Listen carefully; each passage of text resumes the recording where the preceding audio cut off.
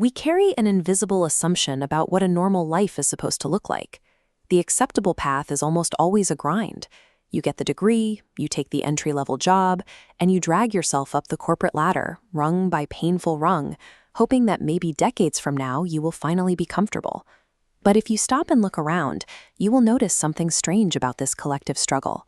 Almost nobody actually sat down, evaluated all their options, and deliberately chose to live this way. We didn't volunteer for the pain. The belief that earning a living must equal suffering was installed in us, quietly and constantly, by the people who raised us and by a culture that repeats it on a loop. We treat these core rules as if they were immutable laws, yet we rarely stop to ask who wrote them or whether they are still relevant to the world we actually live in. You are operating on a financial program that someone else wrote.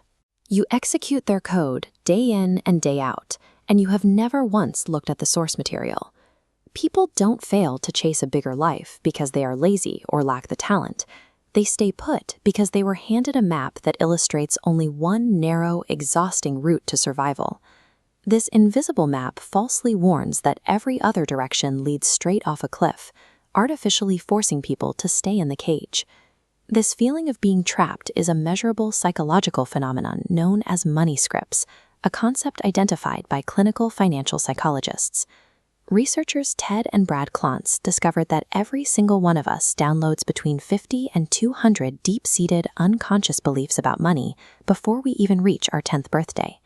You absorbed these scripts by watching how your parents tensed up when a bill arrived, or how they argued over expenses. You internalized the emotional weight of those moments long before you had the cognitive ability to ask if those reactions were actually rational. The people raising us were not trying to sabotage us. They were passing down strict conservative financial rules because for their specific generation, a slow, grueling corporate climb was a genuine survival tactic that kept food on the table. But there is a flaw in how this information transfers. They handed us a map drawn for an economy that was already shifting beneath their feet, treating their specific historical conditions as an eternal rule of nature. When you take a previous generation's partial truth and blindly accept it as the absolute law of reality, you build the walls of your own psychological cage. So why is it so difficult to shake off that inherited fear and try something new? Because this programming lives deep in our biology, altering how the nervous system functions under pressure. Economists call this the scarcity mindset. It is an active cognitive state that hijacks your focus and changes how the brain processes information. To prove this, researchers Senthil Mullainathan and Eldar Shafir tested sugarcane farmers in India. They tracked the exact same individuals and measured their intelligence and problem-solving skills at two different times, right before the harvest when money was tight, and immediately after their payday. This chart reveals their findings. When these farmers were under intense financial pressure, their cognitive capacity dropped by the equivalent of 13 IQ points. The same person was measurably less capable of complex thought simply because of the weight of their financial situation. Looking at this data visualization, the researchers identified a symptom they call tunneling. As immediate pressure consumes your attention, your mental bandwidth constricts into a narrow tunnel, leaving no room for long-term planning or creative problem-solving. Your brain locks into a constant fight-or-flight survival mode. You stop scanning the horizon for better opportunities because your nervous system focuses entirely on immediate, short-term relief. The entire system feeds itself. The financial fear you inherited as a child triggers this scarcity mindset, and that biological panic consumes the mental bandwidth you would need to imagine an alternative path. The conviction that there is only one exhausting road to success is a self-sealing trap.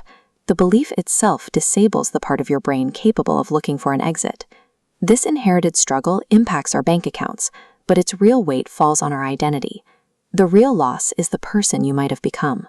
Because you are convinced from childhood that a painful corporate climb was the only route to safety, you abandoned the version of yourself you quietly daydreamed about. You avoided the risk. You didn't bet on that idea. You never built that project because you proactively filed it all away under the label of unrealistic. The ultimate cost of this programming is a quiet identity theft. It is the slow, invisible narrowing of who you're allowed to be. Perhaps the most unsettling aspect of this entire cycle is that there is no evil mastermind orchestrating it to keep you down. Your parents, your culture, and your own nervous system were all acting on natural survival instincts. Because of that, this trap feels like an unquestionable law of physics rather than a choice you can challenge.